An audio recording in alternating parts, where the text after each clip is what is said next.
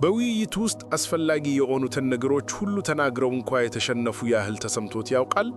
እያንዳንዱ የተነገረ ቃል ከራስ ትንካራ የበለጠ እንደገፋውት ያህል የጉሮሮ መታሰር ተሰምቶት ያውቃል?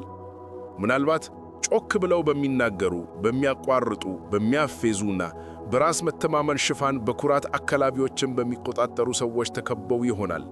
እናም ምናልባት ዝም ማለት የድክመት ምልክት ነው፣ ራስን አለመከላከል እጅ መስጠት ነው፣ ምላሽ አለመስጠት መሸነፍ ነው ብለው በውስጡ አምነው ይሆናል። ነገር ግን ይህ ሁሉ ቅዠት ነው ብሎትስ? እውነተኛው ኃይል በቃላት ውስጥ ሳይሆን በሌሉበት ውስጥ ነው ብሎትስ? በታሪክ ውስጥ እጅግ ከተሳሳተ ግንዛቤ ከተሰጣቸው ፈላስፎች አንዱ የሆነው ኒቼ ጥቂቶች ለመቀበል ድፍረት ያላቸውን አንድ ነገር አይቷል። በጣም ብዙ የሚያወሩ ሰዎች በጣም ብዙ ነገር ያጋልጣሉ። ለማሳመን የሚፈልጉ ሰዎች አስቀድመው የተጎዱ ናቸው። ዓለም እያንዳንዱ ውይይት ለእውነት የሚደረግ ውጊያ እንደሆነ ሁሉ መታገል፣ ማስረዳት፣ ሐሳቦቻችንን መከላከል እንዳለብን ታስተምረናለች። ነገር ግን ኒቼ የተለየ ነገር ያቀርባል። የተደበቀ ገዳይና እጅግ ብልህ መንገድ። ዝምታ የድምፅ አለመኖር ብቻ ሳይሆን ከባድ መገኘት እንደሆነ ያምን ነገር። ዝምታ ግራ ያጋብላል፣ ያረጋጋል፣ ሌላኛውን ሰው ራሱን እንዲጋፈት ያስገድደዋል። ይህ ቪዲዮ ሁልጊዜ ችላ የተባለ ጥላሸት የተነሳበት ተቀባይነት ያልጣ ይመስለው ለእርሶ ነው። ማለት የፈለጉትን ማንም በትክክል ያልሰማው በሚመስል ስሜት ውይይቶችን ለቀው ለሚሄዱ ለእርሶ ነው። ለቀላል ኢላማ፣ ለጨዋው፣ ሌሎች በእርሶ መረጋጋት ሲጠቀሙበት ሰላምን ለመጠበቅ ለሚሞክረው ሰው ለመሆን ለደከሙት ለእርሶ ነው። ምናልባት ዝምታውን ከተገብዥነት ጋር አደናግሩት ይሆናል። ግን ዛሬ ዝምታው እጅግ ኃይለኛ መሳሪያው ሊሆን እንደሚችልና እውነተኛው ድል ክርክርን በማሸነፍ ሳይሆን ወደ ክርክር ውስጥ መግባት ሳያስፈልግ እንደሚመጣ አሳየዋታለሁ። ዝምታን በአዲስ ብርሃን ለማየት ይዘጋጁ። እንደ ምላሽ አለመኖር ብቻ ሳይሆን እንደ ወሳኝ ምላሽ። ወደ ኒቼ ሐሳቦች ዘልቀን እንግባ። እናም ያለ አንድ ቃል ማንኛውንም ሁኔታ እንዴት መቆጣጠር እንደሚቻል እንውቅ። ለምን ምላሽ ለመስጠት፣ ለመከራከር፣ ለማረም ልክ መሆናችንን ለማረጋገጥ እንዲህ ያህል ፍላጎት ይሰማናል? ምክንያቱም እውነት በጥፍርና በጥርስ መከላከል እንዳለበት፣ ዝም ካልን ሌሎችን እንዲያሸንፉ እየፈቀድንላቸው እንደሆነ እንድናምን ተገዝተናል። ነገር ግን ኒቼ ይህንን እንደ ጥልቅ ድክመታችን ምልክት አድርጎ ተመልክቶታል። ደካማ መስሎ የመታየት ፍርሃት። እናም ከዚህ ፍርሃት ጀርባ ያለው ኢጎ ነው። ጠይቅን መቋቋም አይችልም። አለመግባባትን ከጥቃት ጋር ያደናግራል። እናም የማንኛውንም ውይይት ወደ ውጊያ ሜዳ የሚቀይር ስስ ኢጎ ነው። ኒቼ አብዛኛው ሰው ሲከራከር እውነትን አይፈልግም፣ ኃይልን ይፈልጋል ብሏል። እምነታቸውን ለማረጋገጥ የሚፈልጉት ጠንካራ ስለሆኑ ሳይሆን ከተናወጡ ሁሉም ነገር ስለሚፈርስ ነው። ክርክር በዚህ መልኩ የጥበብ መሳሪያ አይደለም፣ የመከራከል ጥጥቅ ነው። ኢጎ ትራካውን ለመቆጣጠር የሚያደርገው ተስፋ የቆረጠ ጩኸት ነው። እና ይህ ምን ማለት ነው? ራሱን ለማጽደቅ ሐሳቡን ለማረጋገጥ ሲገፋፏት አስቀድሞ ወደ ጨዋታቸው ገብቶ ተሸንፏል ማለት ነው። ምክንያቱም አቋሙን ማጽደቅ የሚያስፈልግበት ቀላል ፍላጎት እርሱ አሁንም ተቀባይነቱን፣ ማረጋገጫን፣ መረዳትን በማግኘት ፍላጎት ውስጥ ተይዟል ማለት ነው። ኒቼ ይህንን የመንጋው ስነ ምግባር ብሎ ጠርቶታል። በሌሎች ተስፋዎች ስር የሚኖሩ እንደ ጥሩ፣ ትክክለኛ፣ ጻድቅ ሆኖ ለመታየት የሚፈልጉ ሰዎች ባህሪ። ነገር ግን ይህ የማጽደቅ ፍለጋ በትክክል እርሶን ደካማ የሚያደርገው ነው። እውነተኛው ጥንካሬ ኒቼ እንዳለው ሌሎችን ማሳመን ላይ ሳይሆን ይህን ማድረግ አለማስፈለግ ላይ ነው። በሳቅ፣ በነቀፋ፣ ባለመቀበል ፊት እንኳን ራእዩን አጥብቆ መያዝ ላይ ነው። አለመግባባት ቢፈጠርም ሳይናወጥ መቆየት ላይ ነው። እሱም ያቀርብልን የቃላት ድሎች የሚለካ ሳይሆን በውስጣዊ ቁጥጥር የሚለካ አይነት ኃይል ነው። በዙሪያው ያሉ ሁሉም ሰዎች ቁጥጥር ሲያጡ እርሶ ጸጥ ብሎ የመቆየት ችሎታ የሚመጣ ኃይል ነው። ምላሽ መስጠት ሲያቆሙ የሚጨምር ኃይል ነው። እውነት ለመናገር ማሸነፍ ከፈለጉ ይህንን መረዳት ያስፈልጋቸዋል። የክርክር ጨዋታው ቲያትር ነው እና ለመጫወት መጀመሪያ የሚነሳው አስቀድሞ ተሸንፈዋል። ኒቼ ምላሽ ሰጪው አእምሮ የተገዛ አእምሮ እንደሆነ ያውቃል። አስተዋይ አእምሮ ያ ነው አደገኛው። ምክንያቱም ማንኛውንም ነገር ማረጋገጥ ከሚለው ፍላጎት በላይ ነው። ግን ታዲያ ምላሽ መስጠት ከሌለብን በሌሎች ላይ ኃይልን እንዴት ልንጠቀም እንችላለን? ቃላት የሚከዱን ከሆነ አንድም አረፍተ ነገር ሳንናገር ጥንካሬያችንን በሌሎች ላይ እንዴት እንዲሰማ ማድረግ እንችላለን? ኒቼ ለዚያ መልስ ነበረው እና በዩበርሜንሽ ሐሳብ ውስጥ ይገኛል። የተለመደውን የሥነ ምግባር ወሰኖችን ያለፈና በፍጹም በሆነ ራስን መግዛት ዓለምን የሚቆጣጠር ፍጡር። ኒቼ ለድካሞች አልጻፈም። በውስጣቸው ለመመልከት የራሳቸውን ችግር ለመጋፈጥና ወደ ጥንካሬ ለመለወጥ ድፍረት ላላቸው ጥቂቶች ጻፈ። ለሱ የተለመደው ሰውዬ በሊማዶች በሥነ ምግባርና በሌሎች ጭብጨባ ፍላጎት ተይዞ ይኖራል። ነገር ግን ሌላ አይነት ፍጡር አለ፣ ብርቅዬ፣ አደገኛ፣ ነፃ። ዩበርሜንሽ ወይም በላይ ሰው ለዓለም ምላሽ በመስጠት አይኖርም። ዓለምን በራሱ መልክ ይቀርጻል። እና በጣም አስገራሚው ክፍል ብዙውን ጊዜ ይህንን የሚያደርገው በሙሉ በሙሉ በዝምታ ነው። ዩበርሜንሽ ክርክሮችን ማሸነፍ አያስፈልገውም። ርካሽ በሆኑ ስሜታዊ ጨዋታዎች ውስጥ አይሳተፍም። ይመለከታል፣ ይረዳል፣ መቼ እንደምናገርና ከሁሉም በላይ ደግሞ መቼ ዝም እንዳለበት በጥንቃቄ ይመርጣል። ምክንያቱም ሌሎች ለሚያደርጉት ነገር ተረድቷል። ዝምታ የቋንቋ አይነት ነው። ለማሳመን የማይሞክር መገኘትን የሚጭን ቋንቋ ነው። የዩበርሜንሽ ዝምታ ባዶ አይደለም፣ ማስፈሪያት ነው፣ ስልጣን ነው፣ የራስን መገዛት ድምፅ ነው። ሌሎች ሲጮሁ እርሱ በአይኑ ክብር ያዛል። ሌሎች ሲያስረዱ እርሱ ይመለከትና ሌሎችን ድክመቶች የሚያጋልጠው በመረጋጋቱ ብቻ ነው። የእርሱ ዝምታ ግድብ ነው። በሌላ በኩል ያሉት ሰዎች ከኋላ ያለውን ለመገመት ተስፋ ይቆርጣሉ እና በዚያ ተስፋ ቆርጥነው ስህተቶችን ይሰራሉ፣ በጣም ብዙ ያጋልጣሉ፣ ሚዛናቸውን ያጣሉ። ይህ ዝምታ ትግዛት አይደለም፣ የራስን ኃይል ፍጹም መቆጣጠር ነው፣ ስልጣናዊ ቁጠባ ነው። ዩበርሜንሽ የእያንዳንዱ የተናገረ ቃል የተገለጸ እርምጃ እንደሆነ፣ የእያንዳንዱ ስሜታዊ እምላሽ የት እንደሚመታ የሚያሳይ በግድ የወጣ ጨዋታ እንደሆነ ያውቃል። ለዚህም ነው ዝም የሚለው።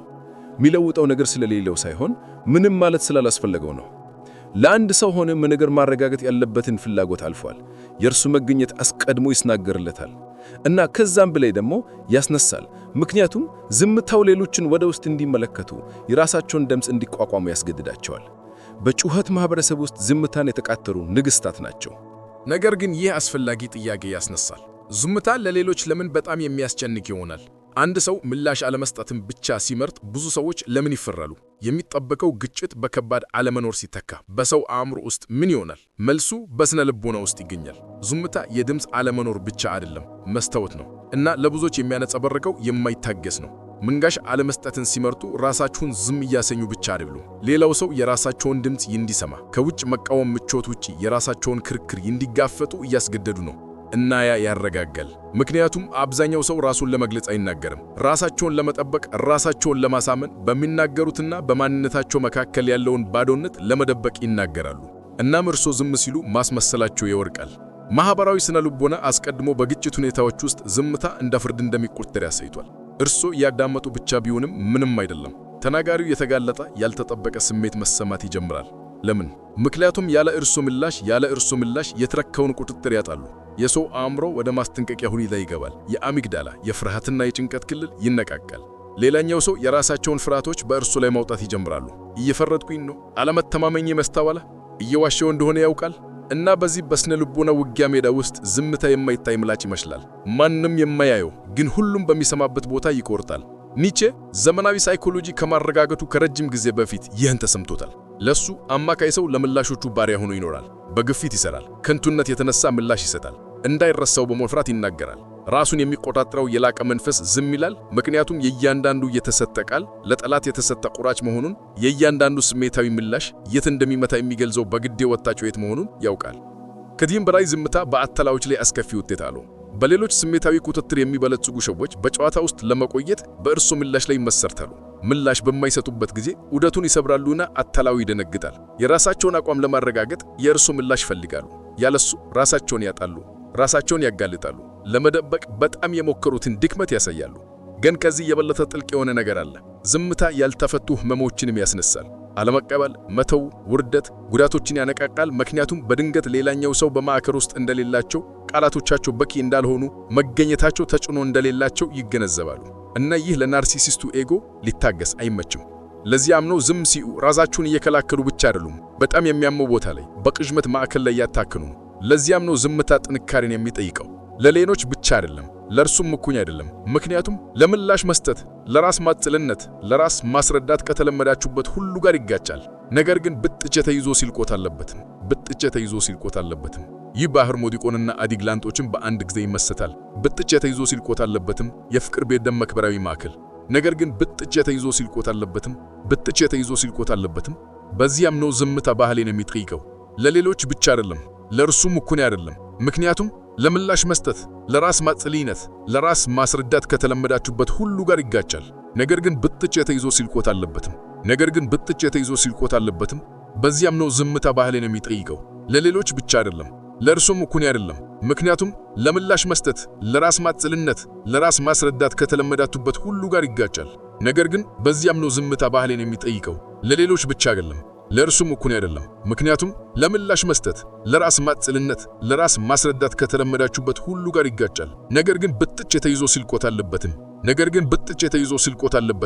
ነገር ግን በዚያም ነው ዝምታ ባህልን የሚጠይቀው። ለሌሎች ብቻ አይደለም፣ ለእርሱም እኩል አይደለም። ምክንያቱም ለምላሽ መስጠት፣ ለራስ ማጽልነት፣ ለራስ ማስረዳት ከተለመዳችሁበት ሁሉ ጋር ይጋጫል። ነገር ግን በዚያም ነው ዝምታ ባህልን የሚጠይቀው። ለሌሎች ብቻ አይደለም፣ ለእርሱም እኩል አይደለም። ምክንያቱም ለምላሽ መስጠት፣ ለራስ ማጽልነት፣ ለራስ ማስረዳት ከተለመዳችሁበት ሁሉ ጋር ይጋጫል። ነገር ግን በዚያም ነው ዝምታ ባህልን የሚጠይቀው። ለሌሎች ብቻ አይደለም፣ ለእርሱም እኩል አይደለም። ምክንያቱም ለምላሽ መስጠት፣ ለራስ ማጽልነት፣ ለራስ ማስረዳት ከተለመዳችሁበት ሁሉ ጋር ይጋጫል። ነገር ግን ብጥጭ የተይዞ ሲልቆት አለበትም። እናው ነው በመጀመሪያ ደረጃ ዝምታን እንዳትብል መሳሪያ እንዴት መቀየር እንደሚቻል እንማማለን። መጀመሪያ እርምጃው ቀላልና ጎብል ነው። ፈቃዳችሁ ለምላሽ የሚጮህበት ጊዜ ውስጥ ታገሱ። ይህ ጥንካሬን ይጠይቃል። ምክንያቱም በውስጣችሁ ያለው ሁሉ መልሶ ይፈልጋል፣ ራሱን ያስቀብላል፣ ራሱን ማስመሰል ይፈልጋል። ነገር ግን ያ ፍላጎት መርዝ ነው። በየሰጣችሁት ጊዜ ዳግምና ዳግም በሌሎች ቁጥጥር ስር እንዳላችሁ፣ እስቲል እንደሚያስቡ፣ እስቲል የጫወታቸውን እንደምትጫወቱ ያሳያሉ። እውነተኛው ዝምታ የሚወለደው ያንን ፍላጎት ስትገሉ ብቻ ነው። ለማንም ምንም እንዳለባችሁ ስትረዱ፣ እውነት ለመኖር መነገር እንዳለበት ስትረዱ። ሁለተኛው የዝምታ መሳሪያ ምልከታ ነው። ሌሎች ሲያወሩ፣ በማስረድ ሲጠፉ፣ ባዶውን በቃላት ለመሙላት ሲሞክሩ እርሶ ያዳምጣሉ። ግን የመናገር ተራውን እንደሚጠበቅ ሰው አያዳምጡም። አዳኝ በጫካ ውስጥ አደን ድምፅን እንደሚያዳምጥ ያዳምጣሉ። በመስመሮች መካከል የተደበቁ ፍርሃቶችን፣ ስውር ተቃርኖችን፣ እንደ ኩራት የተደበቁ አለመረጋጋቶችን ይገነዘባሉ እና ይህን ሁሉ ያከማቻሉ። ምክንያቱም የሚናገሩ ከሆነ ቀዶ ጥገናዊ ይሆናል። የሌላም ሰው ስሜታዊ ክልል የተካነ ሰው ትክክለኝነት ይኖረዋል። ሦስተኛው መሳሪያ ጊዜ። ዝምታ እንዲቆይ ይማሩ። ቆም ማለት የውጥረት አካል ነው እና ውጥረት ኃይል ነው። ሌላኛው ሰው ምላሹን እየጠበቀ ሲናገርና እሱ ሳይመቃ ውስጣዊ ውድቀት ያጋጥመዋል። ምቾት ማጣት ይጨምራል። አእምሮአቸው ባዶውን በግምቶች፣ ፍርሃቶች፣ የጥርጣሬ ስሜት መሙላት ይጀምራል። ከዝምታ ጋር አብሮ የሚመጣ ቀላል እይታው ከ10 በጥሩ ሁኔታ የተዘጋጁ አረፍተ ነገሮች የበለጠ ተጽዕኖ ሊኖረው ይችላል። አራተኛው መሳሪያ የማይገመትነት። ዝምታን ሲቆጣጠሩ የማይገመቱ ይሆናሉ እና የማይገመተው ሁልጊዜም ይፈራል። ምክንያቱም ሰዎች ከእርሱ ምን እንደሚጠብቁ አያውቁም እና ምን እንደሚጠብቁ ካላወቁ ጥቅም ያጣሉ። ጥንቃቄ ያደርጋሉ። ያንዳንዱን ቃል መለካት ይጀምራሉ። በግንኙነቱ አመቅንዮውን ይገለብጣሉ። ከምላሽ ሰጪነት ወደ ውይይቱ ስበት ማዕከል ይሆናሉ። በዚህ ጊዜ ዝምታ አለመኖር አይደለም፣ ንጹሕ ቁጥጥር ነው። ግን ተጠንቀቁ፣ ዝምታን ከተገዢነት ጋር አያማቱም። ኒቼ የድክመት ደጋፊ ሆኖ አያውቅም። እዚህ የምንናገረው ዝምታ ንቁ፣ ውጥረት ያለበት፣ በዓላማ የተሞላ ነው። እየከለከሉ አይደለም፣ እየተዘጋጁ ነው፣ እየመረቱ ነው። መታየት የማያስፈልገው አይነት ጥንካሬ ጋር ራሱን እያስቀመጡ ነው እና ትክክለኛው ጊዜ ሲመጣ ዝምታ አስቀድሞ መናገር የነበረበትን ሁሉ የተናገረበት ጊዜ አንድ አረፍተ ነገር፣ ትክክለኛ አስተያየት ውይይቱን ያበቃል። ምክንያቱም ጮክ ብሎ ሳይሆን የበልጥ እውነት፣ ጥልቅ፣ የማያከራክር ስለሆነ ነው። ነገር ግን ይህ ወደ በልጥ ስስ የሆነ ጉዳይ ያመጣናል።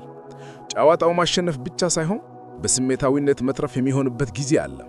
ሰዎች ከእርሱ ጋር እየተከራከሩ ብቻ ሳይሆን እየተጠቀሙባችሁ፣ እያታለሏችሁ፣ እያሟጧችሁ ያሉ ሁኔታዎች አሉ እና እርሷቸው ሳይገነዘቡት ኃይላቸውን እየሰጡ ነው። በየቀኑ አንድም ቃል መነገር ሲያስፈልገው እየተገዙ ነው። ዝም መባል የበለጠ ምን የተበላሸ ነገር አለ? ዝምታ እርሶ የብቸኛ አማራጭ እንደሆነ፣ ቁጣቸውን መዋጥ፣ በክርክር ውስጥ መስማማት፣ ግጭትን በሁሉም ዋጋ ማስወገድ በብስለት ጋር ተመሳሳይ እንደሆነ፣ ዝም ማለት የብቃት ምልክት እንደሆነ እንዲያስቡ መገዛት ነው። ነገር ግን ይህ ወጥመድ ሊሆን እንደሚችል ብነግራችሁስ? ብዙ ጊዜ ይህ አይነት ዝምታ ጥበብ ሳይሆን የተሸፈነ ተገዢነት እንደሆነ ብነግራችሁስ? ኒቼ ይህንን በጭካኔ ግልጽነት ተመለከተው። ሰላም ብለው የሚጠራውት ብዙ ጊዜ የእርሷቸው የቤት ውስጥ እጅ መስጠት ነው። አንዳንድ ሰዎች እንዴት በእርሷቸው መረጋጋት፣ ማዳመጥ፣ መጨለም፣ ግጭትን ማስወገድ ችሎታ እንደሚጠቀሙ አስተውላችኋል? ሐሳቦቻቸውን ይገፋሉ፣ ፈቃዳቸውን ይጭናሉ፣ እርሷቸው የሆኑ ቦታዎችን ይይዛሉ እና እርሷቸው ይፈቅዱላቸዋል። ታግልዋይ ዋጋም እንደሚል ስምምነቱ መጠበቅ ይሻላል፣ እንዳናጥ ጊዜ አዳይለም የራሳቸውን ያሰምማሉ። ነገር ግን እውነት አንድ ነው። ለዚህ ሐሰታዊ ሰላም በጣም ከፍተኛ ዋጋ እየከፈሉ ነው እና በጣም የከፋው ክፍል በጭራሽ ምላሽ እንደማይሰጡ በሚረዱ ሰዎች እየተጠቀሙ ነው። ኒቼ በባሪያዊ ስነ መሬታ ስልት ተናግሯል። በጠንካሮች የሚመራበት ዓለም ውስጥ ለመኖር በደካሞች የተገነባውን የውስጥ የዋጋ ሥርዓት ነው። የመተዋት ስነ መሬት፣ የጥፋተኝነት ጆሮ መሆን፣ ራሳቸውን እንዲያጠፉ፣ ራሳቸውን እንዲያሳነኑ፣ እንዲስማሙና የኑንዱ በጉነት እንዳለ የሚያስተምር የታየን ድምቆድ ነው። ነገር ግን ኒቼ ራሳቸውን ለሚገዙ አልጻፈም። እነዚህ ሰንሰለቶች ለመስበር ለሚደፍሩ፣ እየተጠቀሙባቸው እንደሆነ ለሚገነዘቡና በራሳቸው ተገዢነት ውስጥ መሳተፍ ለማቆም ለሚወስኑ ዛፋ። ይህን አይነቱን ዝምታ ከውስጥ የሚያጠፋውትን ሲቀበሉ ኃይሉን ሳያውቁት እጅ እየሰጡ ነው። በሌሎች ተስፋዎች እየተቀረጹ ነው። ከእንግዲህ የራሱ አይደሉም። ሌሎች የሚፈልጉት እንዲሆኑ ነው። እና ይህ ኒቼ የኃይል ፍላጎት ብሎ ከጠራው ተቃራኒ ነው። ምክንያቱም እውነተኛው የኃይል ፍላጎት መጮህ አይደለም፣ ሌሎችን መቆጣጠር አይደለም፣ ራስን መቆጣጠር ነው። የራስዎን ትረካ መቆጣጠር መመለስ ነው። ዝም ማለት የሚፈሩት ሳይሆን ለማንም ምንም ዕዳ ስለሌለባችሁ ነው። ይህ የተገዥነት ዝምታ መሞት አለበት እና በምትኩ የመገኘት ዝምታ መወለድ አለበት። የማይጣጠፍ፣ የማያዋርድ፣ ለመኖሩ ይቅርታ የማይጠይቅ፣ በግርግር ውስጥ ቆሞ ያለ አንድ ቃል የሁኔታውን አካሄድ የሚቀይር። ወደ መጨረሻው ነጥብ ደርሰናል እና አሁን አንድ ነገርን በተቻለ መጠን በግልጽ እንዲትረዱ ፈልጋለሁ። ዝምታ አለመኖር አይደለም፣ ባዶነት አይደለም፣ በአረፍተ ነገሮች መካከል ያለ ቦታ አይደለም። እውነተኛው ዝምታ ንጹሕ መገኘት ነው፣ ቁጥጥር ነው። ከእንግዲህ ለዓለም ምላሽ እየሰጡ እንዳልሆነ ምልክት ነው። በራሳችሁ መኖር ብቻ እየቀረጻችሁት ነው። ኒቼ ለመትረፍ ብቻ ለሚረኩ አልጻፈም። ለመብለጥ ለሚፈልጉ፣ ህብረተሰቡ የጫነባቸውን ጭምልቆች ለማውነክ ፈቃደኛ ለሆኑ ጻፈ። የዩበርሜንሽ ዝምታ የተጨቆኑ ወይም ፈሪዎች ዝምታ አይደለም። ውጊያው ከመጀመሩ በፊት ያሸነፈው ተዋጊ ዝምታ ነው። ማን እንደሆነና ከሁሉም በላይ ደግሞ የሚገባውን ስለሚያውቅ ለማንም ምንም ነገር ማረጋገጥ የማያስፈልገው የመረጋጋት ስሜት ነው። አሁን ሕይወቱን ይመልከቱ። በፍርሃት በሀብሸት ለማስጨነቅ ባለመፈለግ ስንት ጊዜ ዝም ብላችኋል? ሌሎች ለእርሱ እንዲወስኑ፣ ለእርሱ እንዲናገሩ፣ እውነታችሁን እንዲረግጡ ስንት ጊዜ ፈቅዳችኋል? በቃ ኒቼ በዚህ መንገድ መኖር ራስን ለመኖር መስዋዕትነት እንደሆነ፣ ይህን አይነት ዝምታ መቀበል ራስን መክዳት እንደሆነ ይናገራል። ከዛሬ ጀምሮ ዝምታችሁ ቃናውን መለወጥ አለበት። መሸገኛ መሆን አቁሙ። የማይታይ የሥልጣን ጩኸት ወሰን ማንም ባይረዳም ማን እንደሆኑ ማረጋገጫ መሆን አለበት። ምክንያቱም ማን እንደሆኑ መረዳት አያስፈልገውም፣ መኖሩ ያስፈልገዋል። እናም ይህ ድክረት ይጠይቃል። ያ ድክረት አላችሁ? እንግዲያውስ አክብሮት የሚያዝ ዝምታን እመርጣለሁ በማለት ከታች አስተያየት ስጡ። እርሱን እስከዚህ ድረስ እንደደረሳችሁ ብቻ ሳይሆን ይህንን ምርጫ ለራሳችሁ ያላችሁን ቁርጥነትን በይፋ እንድታረጋግጡ ነው። ምክንያቱም ቃላት ሲዝምታ ሲናገሩም እንኳን ኃይል አላቸው። እና ያስታውሱ፣ ደካሞች ይጮኻሉ፣ ጠንካሮች ዝም ይላሉ፣ ጠቢባን መቼ እንደሆነ ይመርጣሉ።